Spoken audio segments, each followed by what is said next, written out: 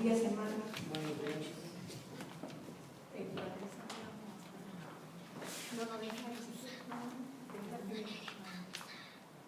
Pero voy a hablar para que se pueda entender todo.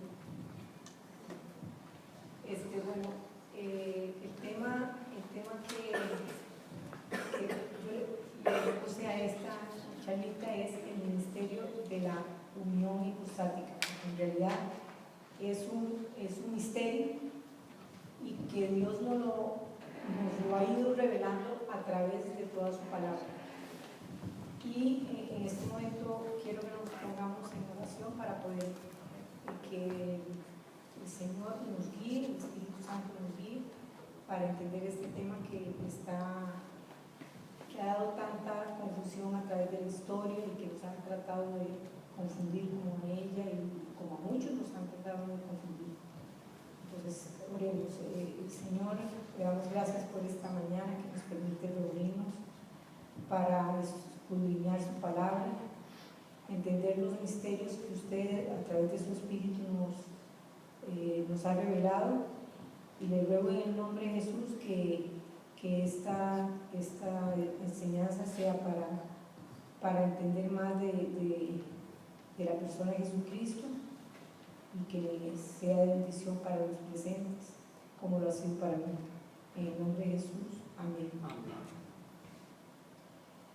Bueno, vamos, esta charla, y todas las que se han dado están dentro del marco de lo que es la cristología, que es la principal doctrina mayor del cristianismo. De ahí hay otras que ya las hemos mencionado en otras charlas, pero sin embargo nosotros como Iglesia Bautista hemos estado estudiando la cristología a través de la teología sistemática. Teología significa simplemente pensar acerca de Dios y expresar esos pensamientos de alguna manera. Pero la frase sana doctrina que Pablo nos menciona en 2 Timoteo 4:3, dice: la doctrina saludable, la teología saludable siempre se espera que resulte en una forma santa de vivir. Y esto lo hemos comentado en otras charlas, que en nuestras vidas esto nos debe ir llevando a asemejarnos más a Cristo.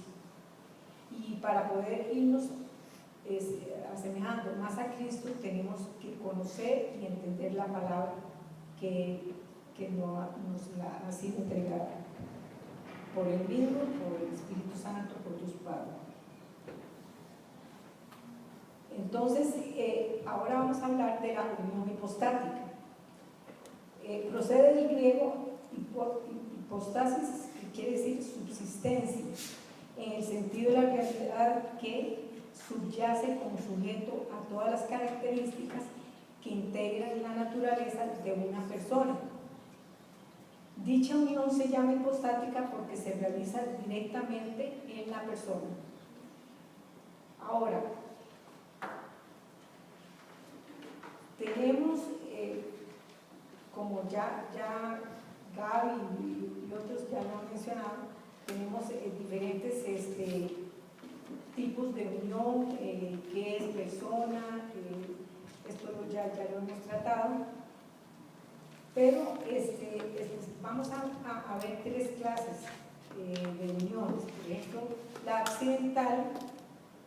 Una unión accidental es cuando se une exteriormente por mera agregación de sus masas, ya sea por juxtaposición o como un montón de piedras, o por aleación molecular, o como ocurre con los metales, o como decir el agua y el vino. Eso es una mezcla, digamos, no es una mezcla, es una unión accidental. Después, la unión esencial es cuando la unión de 2 naturalezas resulta una tercera. Esta es la unión que existe entre el cuerpo y el alma en nosotros, y entre el oxígeno, por ejemplo, y el agua, que ya se une, forman una molécula y ahí hay una tercera, ya ahí sale una tercera. Pero la unión hipostática o personal, dice, es cuando dos naturalezas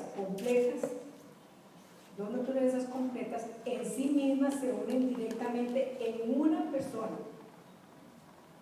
Esta unión no se da en los seres creados, por eso resulta enteramente misteriosa, pues consiste en que una naturaleza humana completamente en sí misma,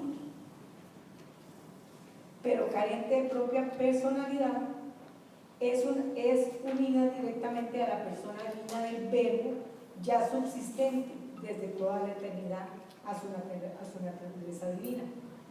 No sé si se entendió un poquito esto, pero quiere decir, dos naturalezas en una persona, digamos, existen las dos naturalezas, la divina y la humana, en una persona. Ahora, estas dos naturalezas, como les dije, no se puede dar en un ser creado. Ahora, ¿de dónde viene esta? ¿Desde cuándo se pensó en esta unión hipostática? No fue así de un momento a otro, no, eso se definió cuando solo Dios estaba. Dios en sus tres personas, Padre, Hijo y Espíritu Santo. Y desde ese momento ellos sabían lo que iban a crear, desde los ángeles, lo que iban a crear al hombre, lo que iba a suceder, porque todos tienen las mismas características, toda su omnipotencia, su omnisapiencia, todos los atributos de Dios los tienen las tres personas. Sin embargo, en esa, digamos, por así decirlo, como decía el pastor, en esa reunión única que hubo al inicio de todos los tiempos, se decidió una procesión, por así decirlo, divina, en donde la primera persona era el Padre, la segunda el Hijo, que era el que iba a ofrecer su sacrificio por la humanidad, digamos, por la salvación de la humanidad, y el Espíritu Santo, que iba a fungir como sello y después para en cierto momento, ya después de nacer la iglesia, para servirnos de Paracletos. Ahora, ¿qué tenemos como consecuencias las consecuencias más importantes de la unión hipostática? Ahora, siendo hipostática dicha unión, solo una persona de la deidad, la del Hijo, asumió la naturaleza divina al encarnarse. O sea, no todo Dios, o sea, el Padre y el Espíritu Santo se encarnaron. Fue una sola persona la que desde la eternidad dijo: yo me voy a encarnar. Él se ofreció como sacrificio. Él le dijo al Padre: yo voy a encarnar. Y cada una de estas tres personas, en un solo Dios, cada una tiene sus funciones. Entonces, cuando vino la encarnación, quien se encarnó fue la segunda persona, el Verbo. Luego, habiendo en Cristo 12 naturalezas completas en una sola persona, el hombre no puede comprender este misterio tan fácilmente. Entonces, ahí es donde vienen una serie de herejías, o sea, al no comprender el hombre esta cosa o sea, en nuestra mente finita, entender algo tan maravilloso. Y esto lo habían planificado simplemente Dios para poder darnos nuestra salvación, y también ya saben lo que iban a pasar los ángeles, y también para darles a ellos el evangelio eterno. Todo esto ya había sucedido, ya lo tenían ahí. O sea, en esto entonces debemos tener claro que hay un solo sujeto que es consciente de ambas cosas. O sea, que Jesucristo estaba consciente de que él era Dios y que era hombre, pero no necesariamente en su naturaleza humana. Él tuvo que pasar, por eso desde niño, digamos, él tuvo que pasar, crecer, caerse y todo eso como nosotros. Sin embargo, él tenía la naturaleza divina y todo el mundo se pregunta, bueno, ¿por qué él, digamos, no hacía cosas desde chiquito? No, bueno, tenía un momento en que él iba a manifestar hasta los 30 años iba a manifestar su misterio, pero la naturaleza divina no podía pasar semejante información. Imagínense la información que tiene Dios, se la puede pasar a una mente pequeña, como la de nosotros, o bueno, la de Jesús supongo que era brillante, pero aunque fuera brillante, como este o como cualquier otro, toda la sapiencia y todo lo que él era en esa naturaleza no podía ser trasladada a una naturaleza humana. Entonces era trasladada conforme se fue dando el ministerio de él, y el Espíritu Santo era el encargado de ir trasladando esta información, porque había cosas que incluso Jesús no sabía cuándo iban a suceder. ¿Por qué? Porque no podía trasladar, no era el momento preciso para pasar esa información. Ahora,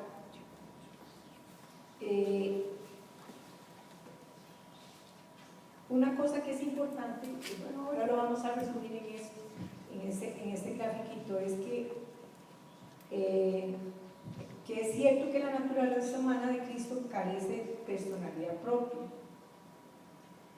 pero no por eso es impersonal, sino más bien es impersonal, o sea, es decir, la persona infinita del Hijo de Dios, con su infinito poder de subsistir, extiende a la naturaleza humana la subsistencia divina, de tal forma que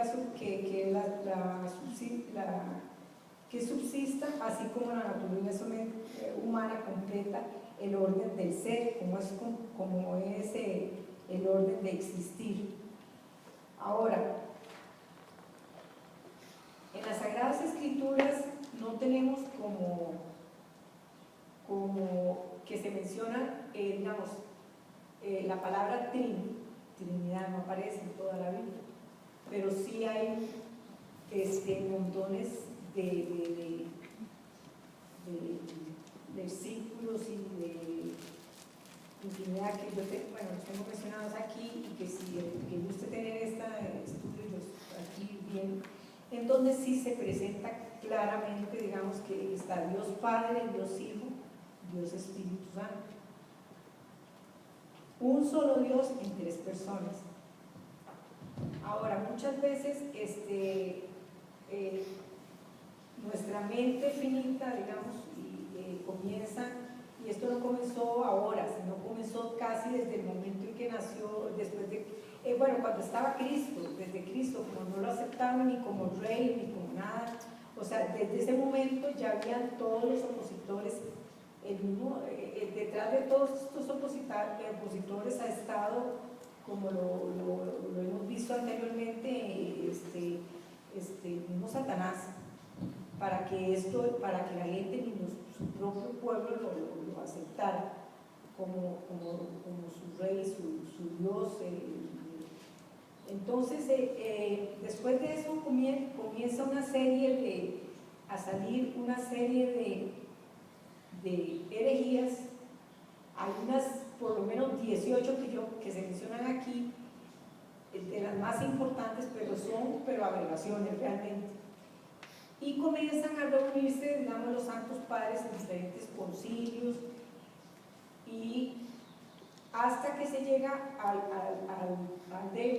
Calcedonio, que es el que define en donde que Cristo es el Hijo único de Dios, que es Dios, que es hombre, que tiene de la naturaleza divina y la naturaleza humana, y se define claramente los principios de quién es la persona de Jesucristo, quién es Jesucristo. Y todos los cristianos, o sea, de doctrina sana, tenemos que estar claros de eso. Alguien que se desvíe de esta definición de Calcedonia está fuera realmente de la sana doctrina.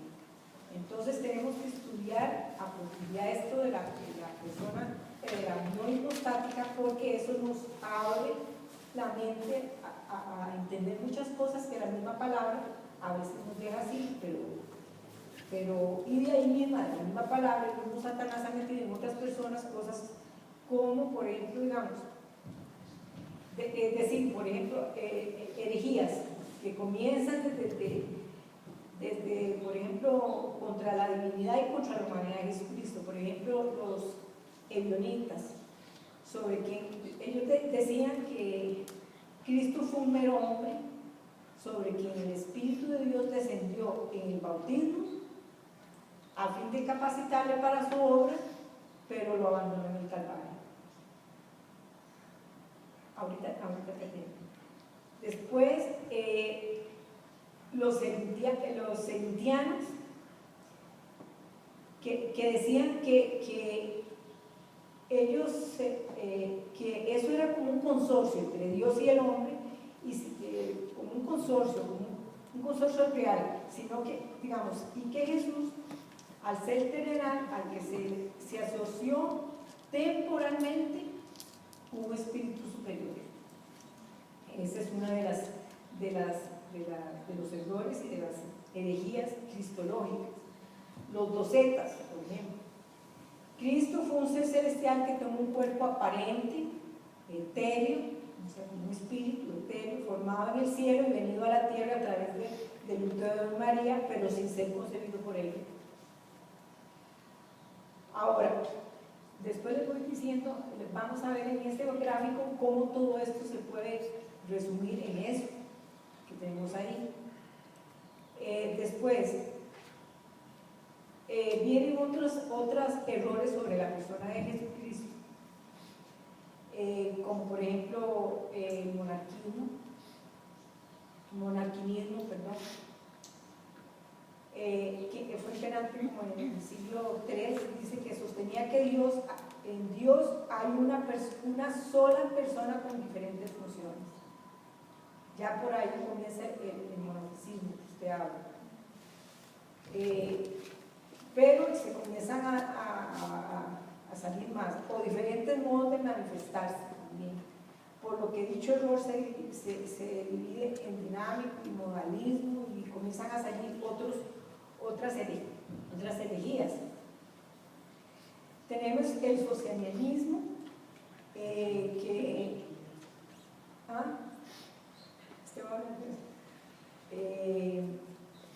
después el modernismo, que nada más le da, tipifica, digamos, a Jesucristo en un hombre como los demás, aunque fue adquiriendo progresivamente, y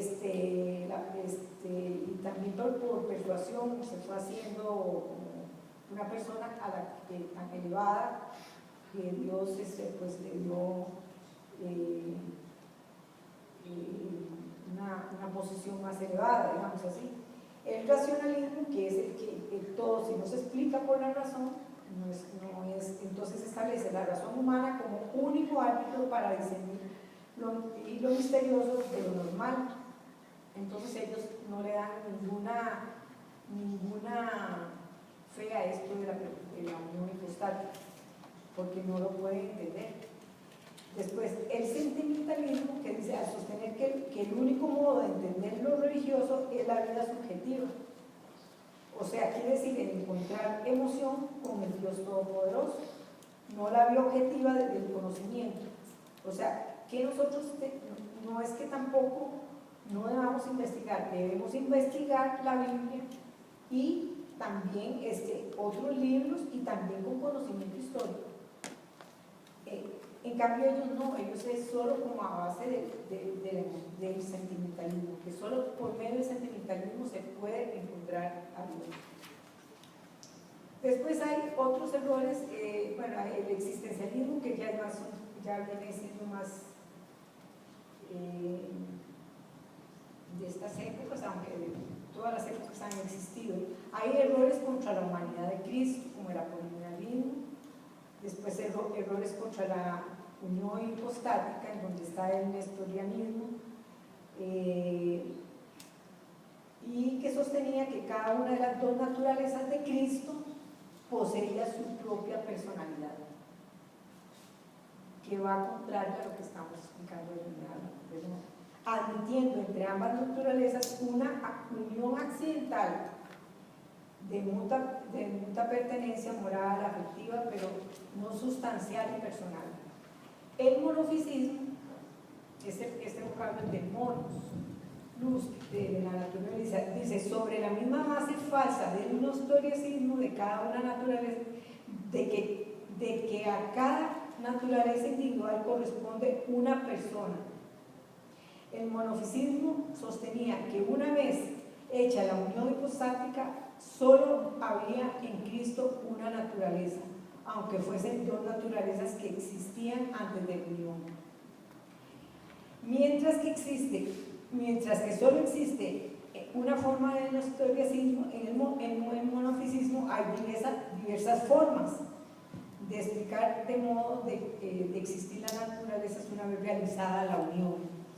Esto se debe a que los autores del monofisismo no están tan versados en la teología como otros.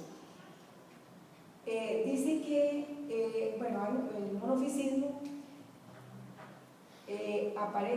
dice que la naturaleza humana de Cristo fue absorbida hasta cierto punto por la divina. Pero otros sostenían que la naturaleza divina, la que se había como anonadado, como que se había puesto o sea, se había puesto como suavezona, digamos, por así decirlo. Pero la forma típica del monofisismo es la de sostener que las dos naturalezas se mezclaron de forma parecida a lo que ocurre en una aleación de metales o una combinación química según una tercera naturaleza distinta de los anteriores. Y así seguimos con una serie de herejías, incluyendo bueno, tenemos el docetismo, el donatismo, así que existe la del monoteísmo, digamos, que la que creen los judaizantes, que hay un solo Dios, y ellos no de ninguna manera entienden, o sea, aceptan que Dios es uno solo, como nosotros lo entendemos, pero que tiene tres personas. Entonces, para poder entender y confrontar las herejías, tenemos que irnos a las Sagradas Escrituras, es la única forma. Y como lo hemos dicho, dice, y la misma palabra lo dice, la Biblia nos dice que hay un solo Dios. Esto en Deuteronomio 6:4. Pero dice, bajo un solo nombre enuncia tres sujetos bien distintos, como se ve en la repetición no solo del artículo, sino en la conjunción copulativa. Dice Mateo 28:19, que estas tres personas, aunque infinitamente distintas, pues todo lo real es Dios infinito, ¿verdad? Es evidente que el uso de pronombres personales, yo, tú, él, como en todo Juan, por ejemplo en el capítulo 14-17, el Padre no es presentado como la persona de la que proceden las otras dos. En Juan lo presentan de esa forma, no. El Hijo procede del Padre por generación. Luego, como lo da a entender el mismo nombre de Hijo, y el Espíritu Santo procede del Padre y del Hijo por medio del Hijo, como aliento, como lo menciona como un don, como se menciona en Romanos 5:5, y el sello, como menciona Efesios 1:13 y 4:3 del Padre. Ahora, el Padre es pues el principio frontal de la Trinidad. El Hijo es la expresión del Padre y el Espíritu Santo es la impresión. O sea, yo no sé si quedan claras esas tres cosas, porque eso es importante que lo entendamos. El Padre es pues el principio frontal, digamos, el frontal de la Trinidad. El Hijo es la expresión del Padre, porque Él mismo lo dice en su palabra. Y el Espíritu Santo es la impresión, o sea, el sello que nos va a dar de Dios. A pesar de ser tres personas infinitamente distintas entre sí, las tres personas en común, la misma esencia, sustancia y naturaleza, motivo por el cual están realmente identificadas en plena comunión de mente, voluntad, sentimientos y actividad. O sea, no hay ninguna, digamos, diferencia, como nosotros que tenemos diferencias entre lo que piensa el Padre, el Hijo y el Espíritu Santo. O sea, ellos tres tienen absolutamente el mismo, o sea, todo lo tienen claro desde el principio y hasta el fin. Ellos, no hay diferencias, como que digo, bueno, yo voy a hacer, que tengan diferencias entre ellos. No, ellos no tienen diferencias. Entonces, bueno, tomando en cuenta, digamos, lo que se ha visto en las anteriores conferencias y lo que hemos comenzado, por lo que hemos visto, digamos, traté de graficar un poquito, no sé si ahí se ve abajo, se ve. Tenemos que Dios tiene una naturaleza divina. ¿Y quién tenemos? Un solo Dios. Y ahí lo viene de quiere decir naturaleza divina. De ese Dios tenemos Dios Padre, Dios Hijo, Dios Espíritu Santo. Ahora, vemos aquí a Jesucristo. Jesucristo dice, unigénito, Dios Verbo Jesucristo, subsiste, infinito, eterno por decreto divino y representa la raza humana cumpliendo la ley judaica. Ahora, si podemos ver de aquel lado,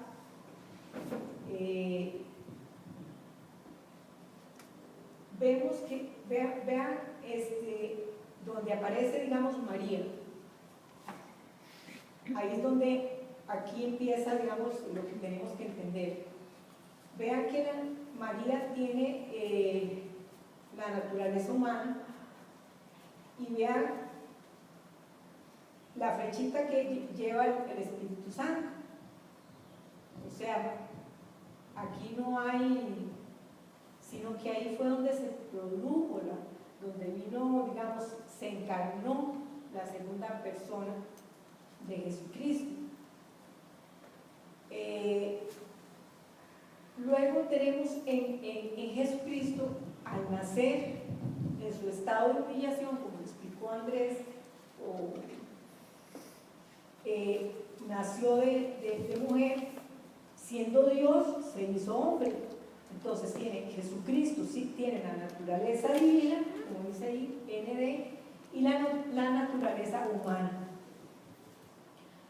Ahora, tenemos que la naturaleza es la suma de cualidades de lo que hace, como ponemos ahí, lo que hace ser lo que es. ¿Qué es una persona? Alguien poseedor de autoconciencia y autodeterminación. Personalidad. No es parte esencial de la naturaleza, sino el término al que tiene. Por eso es que yo le puse esa rayita roja ahí, porque la personalidad de Jesucristo es personalidad divina, no es personalidad humana. ¿Por qué? Como lo hemos dicho antes, Él es perfecto. Al tener la naturaleza divina, él no podía pecar. ¿Por qué? Porque ¿quién era quien le comunicaba? Él tenía todas las cualidades, todos los atributos de Dios. Entonces, ¿por qué él no podía pecar? Porque simplemente era instruido también por el Espíritu Santo. O sea, esta es una de las cosas importantes. Ahora,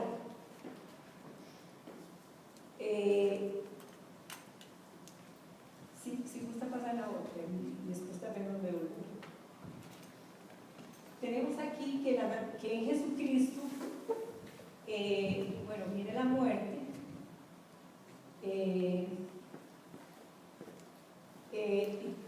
tiene alma y cuerpo, ¿verdad? Pero sin embargo, Jesucristo, al ascender al cielo, como lo vieron todos, es la forma en que nosotros lo vamos a llegar a ver a Él. Y como la unión hipostática no es una unión que es destructible como la de nosotros, que nosotros tenemos alma y el cuerpo se vuelve polvo, y nosotros algún día tendremos, cuando se nos sea transferida la santidad de Cristo, vamos a tener un cuerpo glorificado. Cristo va a seguir siendo por la eternidad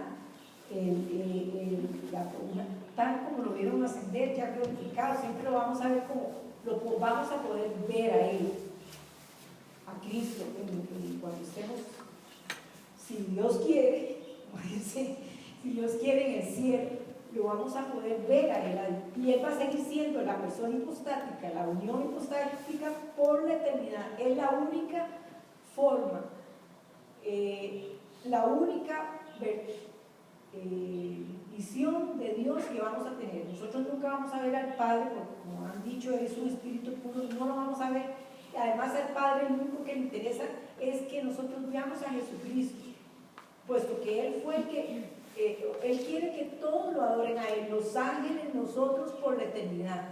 Y Él es la persona que vamos a ver. Al Espíritu Santo, pues es un espíritu, es tan Dios y con todos los atributos de Dios, pero Él se manifestará según la función que tenga en aquel momento, como se manifestó cuando vino el bautismo, en una forma de la paloma. Puede manifestarse en otras formas, porque Él es Dios, pero la única forma visible de ver a Dios va a ser a través de Jesucristo. Por eso cuando se nos ponen así como esos viejitos, el Padre, uno más viejito, y eso no existe. En realidad es una cosa como para que los humanos entendamos en nuestra mente pequeña. Dios es uno solo en tres personas. La única forma visible que vamos a ver algún día somos, digamos, los que hemos creído en Jesucristo como nuestro Señor y Salvador, va a ser así a Jesucristo. No vamos a ver ni al Padre ni al Espíritu como una palomita. Entonces, si pone la otra luz, no.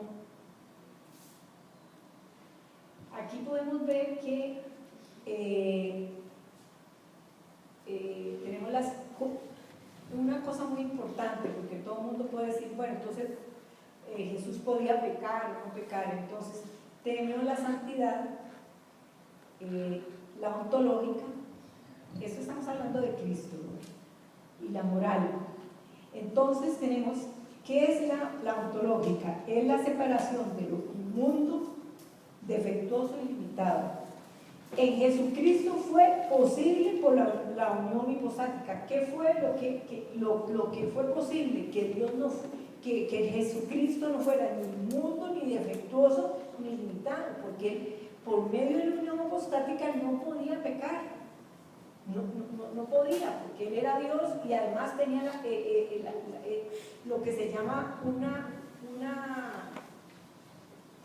los estudiosos lo llaman como un idioma entre ellos, entonces entre las naturalezas. Entonces ellos, el Espíritu Santo pudo, digamos, Cristo pudo haber sido tentado en todo, pero Él no podía pecar. Ahora, una cosa muy importante,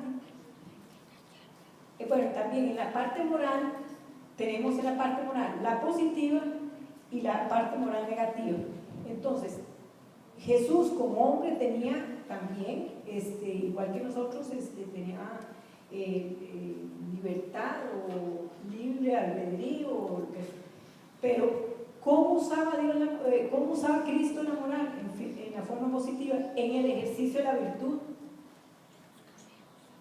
En cambio nosotros, bueno, la positiva, bueno, a veces en el ejercicio de la virtud, y la negativa, ¿cómo, ¿qué es en la parte negativa de la moral? ¿Qué hacía Dios? ¿Qué hizo Cristo? Perdón, ausencia de pecado. Él no pecaba. Entonces, nosotros, digamos, sí, o sea, moralmente, aunque queramos, siempre tenemos una parte positiva cuando estamos tratando de acercarnos a parecernos a Jesucristo, aunque nunca vamos a llegar en este momento a hacerlo, aunque tratemos, que es una parte, algo como lo que nos pide Santiago, que nuestra moral debe ser parecida a la de Cristo. Y la ausencia de pecado es imposible que la tengamos, solo Cristo ha tenido esto. Ahora, una cosa que mucha gente dice, bueno, como lo decía Mario, ¿por qué no se casó? ¿Por qué no tuvo hijos?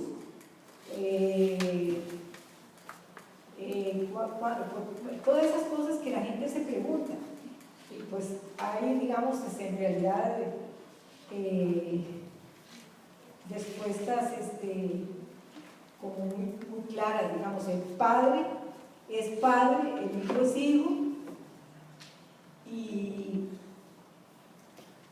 el espíritu es espíritu, cada uno tenía su función. ¿Y cuál era la función principal de Jesucristo? La salvación. La salvación, pero ante todo, Obediencia. la obediencia rotunda al Padre. Entonces, Él venía por nuestra salvación, pero Él no estaba ocupado en aquella muchacha, y eso no, porque su parte carnal no lo dominaba, lo dominaba. Por eso es que su personalidad no era humana, su personalidad era divina. Por eso es que, devolvete al anterior, no, la anterior. Por eso aquí yo les puse personalidad divina y tachada la personalidad humana, porque él, o sea, él a lo que venía era cumplir lo que el Padre le decía, su amor infinito al Padre y obediencia absoluta a Él. Y por el amor también que nos daba a nosotros, Él tenía que hacer este sacrificio. Y no lo hacía, y no lo hizo, en nada lo hizo en la carne, Él lo hizo por medio de que Él era Dios y con el Espíritu Santo. Ahora, si pasamos a la otra pregunta, la segunda, tercera, la otra.